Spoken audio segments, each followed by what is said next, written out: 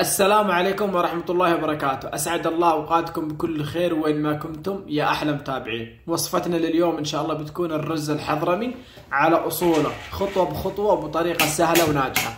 شاهد الفيديو للآخر، وقبل ما تشاهد الفيديو أتمنى أنكم تدعموا الفيديو بالتعليق الحلو والمشاركة، وخلونا نبدأ. طبعا بستخدم رز المزة، أي نوعية رز مزة عندكم تستخدموها. أنا بسوي تقريبا كيلو ونصف. بالنسبة لكمية الرز من الكيلو لحتى 100 كيلو بنفس الطريقة، ما تفرقش. أهم حاجة إنه إيش؟ نغسله تمام. ودائما أنا أعيد وأكرر الحاجة هذه، إن الرز لازم يتغسل تمام وينتقع علشان يطلع معاكم مضبوط. حتى لو فركتوه أو تتركوه بالشكل هذا عادي، في البداية ما يأثر على الرز نهائيا إيش ما كانت نوعية الرز. واليوم أنا بثبت لكم في الفيديو هذا، لأنه دائما الناس تيجي تقول إذا فركت الرز بالشكل هذا أو غسلته بالطريقة هذه يتكسر. ما يتكسر أبدا. بعد ما غسلته بالشكل هذا بتخلص من الماء. تكرر العملية من 3 إلى 4 مرات حتى يصفى معانا الرز تماما.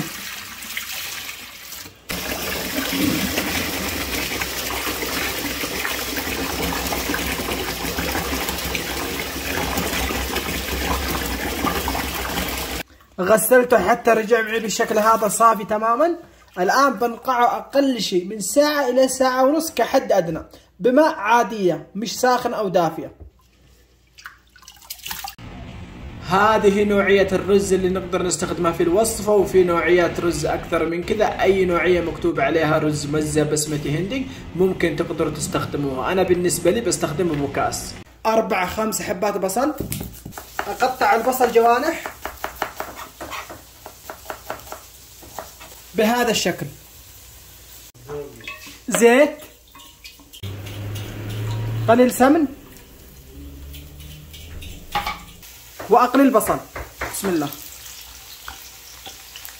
طبعا الزيت ساخن على نار متوسطة. كل اللي نسويه نحرك فقط حتى يرجع معانا لونه ذهبي. وهذا هو جاهز. بصفيه تماما، بخلي الزيت على جنب، بستخدمه في الطبخة كاملة. زنجبيل وثوم، قليل ماء، واخلطهم مع بعض تمام حتى يرجع معانا معجون بالشكل هذا. عندي هنا بسباس عدني، انقعه بماء دافئ اقل شيء لمدة نصف ساعة، واذا مستعجلين نسلقه، بس الافضل لكم انكم تنقعوه وتخلوه ياخذ راحته.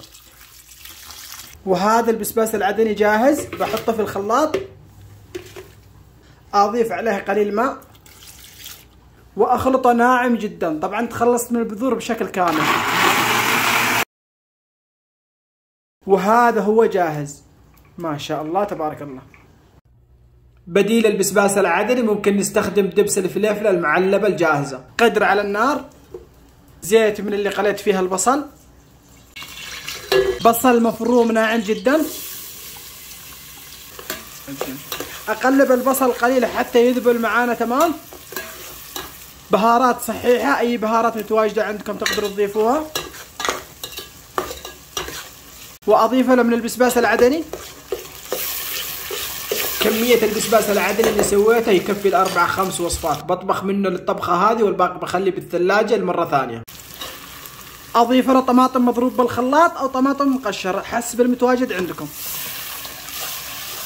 واضيف الثوم والزنجبيل اللي خلطناه، واقلبه شويه. اخليه من 10 الى 15 دقيقه على نار هادئه حتى يتسبك معانا. حتى يتسبك مش حتى يختلط. وهذا هو جاهز. ماء مغلية، بهارات صحيحة، ملح، زيت من اللي قليت فيها البصل، علامة الجودة. نخلي الماء تطبخ مع البهارات أقل شيء لمدة 10 دقائق حتى الماء ياخذ من نكهة البهارات. وهذا الرز بعد ساعتين تقريبا لازم يوصل معاكم للمرحلة هذه. أبى أصفيه من الماء تماما وأضيفه. بسم الله. طبعا بالنسبة للبهارات ممكن نصفيها وممكن انه نخليها بالشكل هذا عادي جدا، انتم سووا الذي يناسبكم. اذا بنصفي البهارات نخلي الفلفل فقط والليمون الاسود.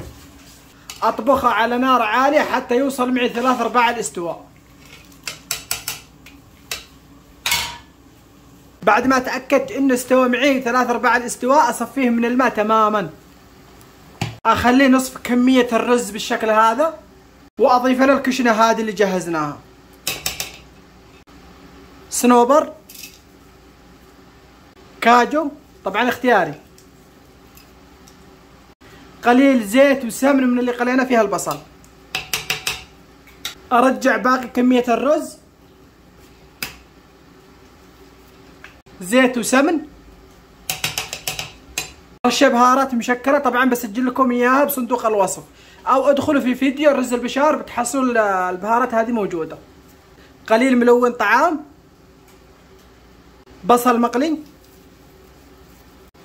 قليل زبيب. اغطي عليه ربع ساعة على نار هادئة جدا، اهم حاجة نغطي عليه ونكتمه تمام. لازم النار تكون هادئة بالشكل هذا علشان يكمل استواء معاكم على البخار. وهذا هو بعد نصف ساعة. قرب شوف، ما شاء الله تبارك الله. اول شيء بناخذ الزبيب والكشنة هذه اللي من فوق. ما شاء الله تبارك الله. شوفوا ما شاء الله.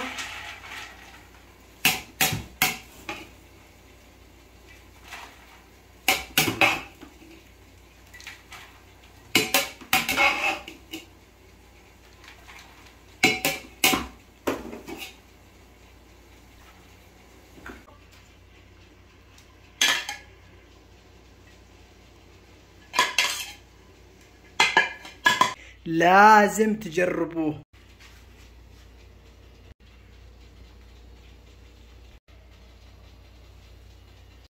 جربوه عليكم بالعافية، ولا تنسوا دعم الفيديو بالتعليق الحلو والمشاركة والاشتراك في القناة. وإذا كنا على الفيسبوك إعجاب ومتابعة للصفحة، وألقاكم في وصفة جديدة، وفي أمان الله.